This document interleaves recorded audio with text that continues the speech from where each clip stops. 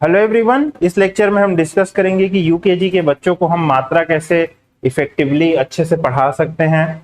अभी तक बच्चे क्या है, स्वर, व्यंजन और अमात्रिक शब्द पढ़ रहे थे, बट मात्राएं लगने से जो शब्द हैं उनकी बनावट थोड़ी चेंज हो जाती है। बीच में कभी कभी आधे अक्षर भी आते हैं, तो वो सारी चीजें हम डिस्कस करेंगे। तो इसे जब हम चालू करते हैं तो कैसे चालू करना है, कैसे पढ़ाना है, वो हम देखते हैं। सबसे पहले आप क्या कर सकते हो, सबसे पहले आप जो है ट्रेसिंग बोर्ड के थ्रू बच्चों को पहले मात्राओं की प्रैक्टिस करा सकते हो। तो ये जैसे ट्रेसिंग बोर्ड है, इसमें आप यहाँ पे देख सकते हो कि मात्राएं बने रहती है, जैसे आ की मात्रा, छोटे ई की मात्रा, बड़े ई की मात्रा। तो कुछ इस तरीके से जो है आप बच्चों को पहले प्रैक्टिस करा सकते हैं मात्राओं की एक एक करके। जैसे जब आप आ की मात्रा पढ़ा रहे हो तो आ की प्रैक्टिस करा दिए। जब ये हो जाता है तो उसके बाद आप क्या कर सकते हो कि थोड़ा सा बच्चों को ऐसे बता सकते हो हैंड से, देखो ये आ की मात्रा है, छोटे ई की मात्रा, बड़े ई की मात्रा, छोटे ऊ की मात्रा, बड़े ऊ की मात्रा। तो ऐसे आप हैंड गेस्चर यूज करके, वीडियोस अवेलेबल है इंटरनेट में, तो आपको एक बार सर्च कर सकते हैं, उसमें काफी अच्छे से बताया गया है कि हैंड गेस्चर कैसे करते हैं हर मात्रा के लिए। तो इस तरीके से हैंड गेस्चर यूज करके बच्चों को मात्राओं के बारे में बता सकते हैं।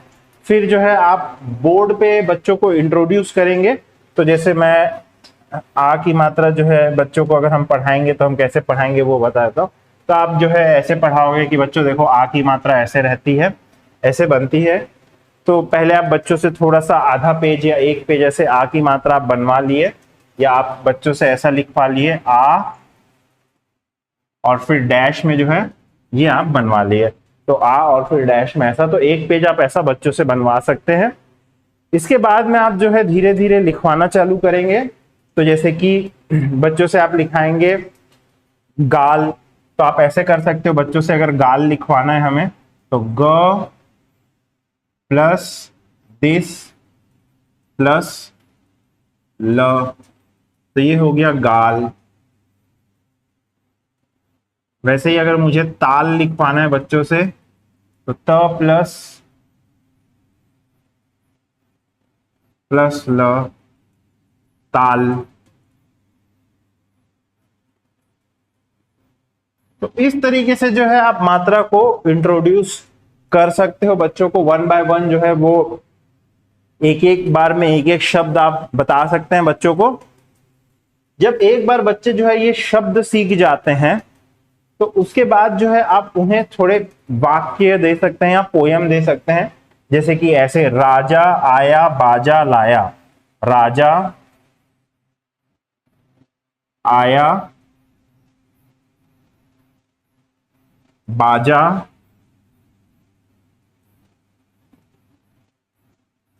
लाया।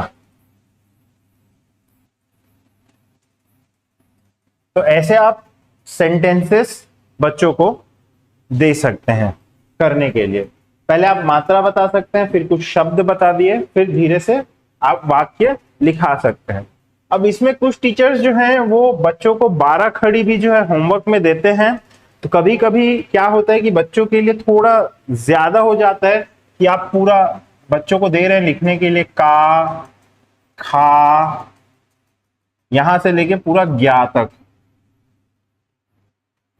So this depends on teacher कि आप ये बच्चों को देना चाहते हैं क्या, क्योंकि काफी ज्यादा टाइम कंज्यूमिंग हो जाता है और काफी टाइम लगता है बच्चों को ये करने में। क्योंकि आप ये अगर का के लिए आ के लिए कराओगे, फिर ई के लिए कराओगे, फिर ई के लिए, फिर ऊ के लिए, तो दिस इज ऑप्शनल। ये मैं टीचर्स पे छोड़ रहा हूं कि वो इसे कराना चाहते हैं कि नहीं कराना चाहते हैं फॉर चिल्ड्रेन। तो ये आप जो है जैसे मात्रा इंट्रोड्यूस करने के बाद जो है ये वाला पार्ट करा सकते हैं।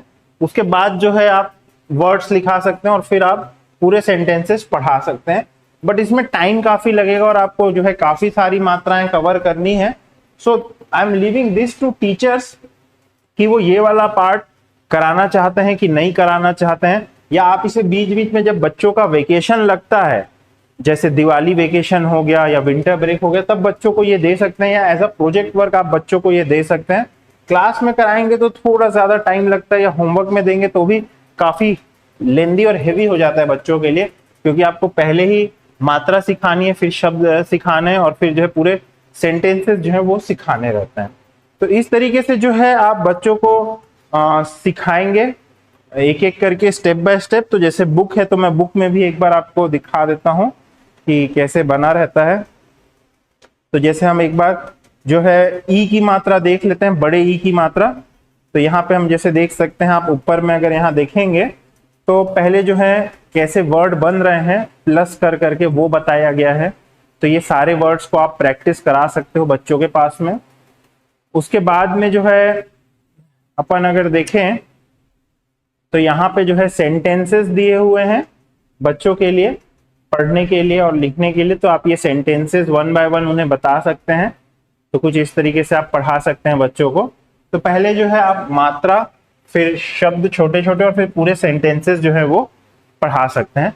आपके ऊपर है कि आपको ये पूरा एक्सरसाइज कराना है कि नहीं, का या की, खी, इस तरीके से जो है आपको ये वाला एक्सरसाइज कराना है कि नहीं। This is on the teacher and we leave it up to teacher कि अगर आपके पास टाइम है और आपको लगता है आपके बच्चे कर लेते हैं तो ये कराइए, नहीं तो आप स्किप कर सकते हैं, ऐसे भी करा सकते हैं। तो इस तरीके से जो है आपको पूरी मात्राएं सिखानी है अम तक। तो एक बार हम इसी चीज को जो है पीपीटी में देख लेते हैं। ठीक है, तो ये आ की मात्रा जैसे जो है, ठीक है, तो आ की मात्रा पढ़ाने के लिए आप पहले ट्रेसिंग बोर्ड यूज कर सकते हो। उसके बाद जो है इस तरीके से जो है अपना हाथ का आप यूज कर सकते हैं आ की मात्रा बताने के लिए बच्चों को। फिर छोटे छोटे वर्ड्स आप बता सकते हैं बच्चों को। और फिर लास्ट में ऐसे आया आया बादल आया, काला काला बादल आया, जल बरसाया छम छम छम, छाता तान कर निकले हम।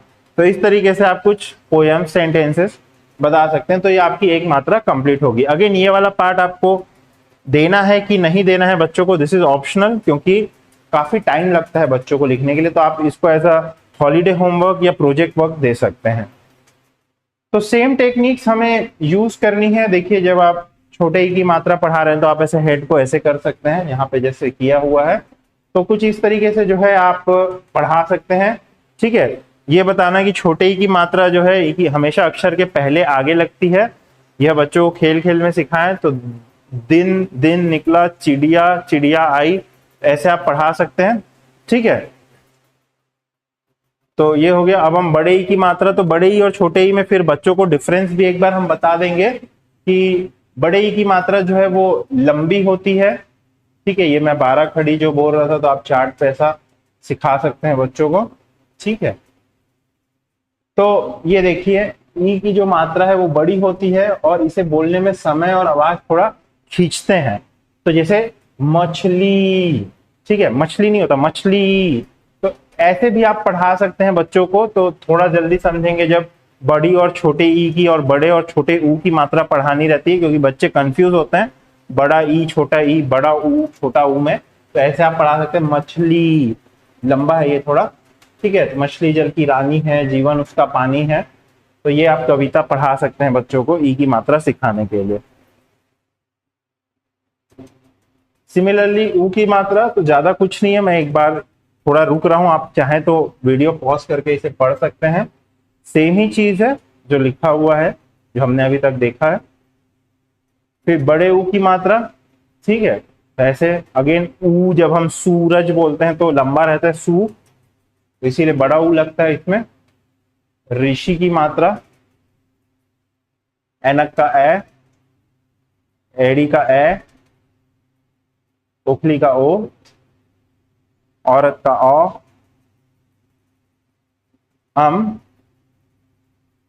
लास्ट में अह।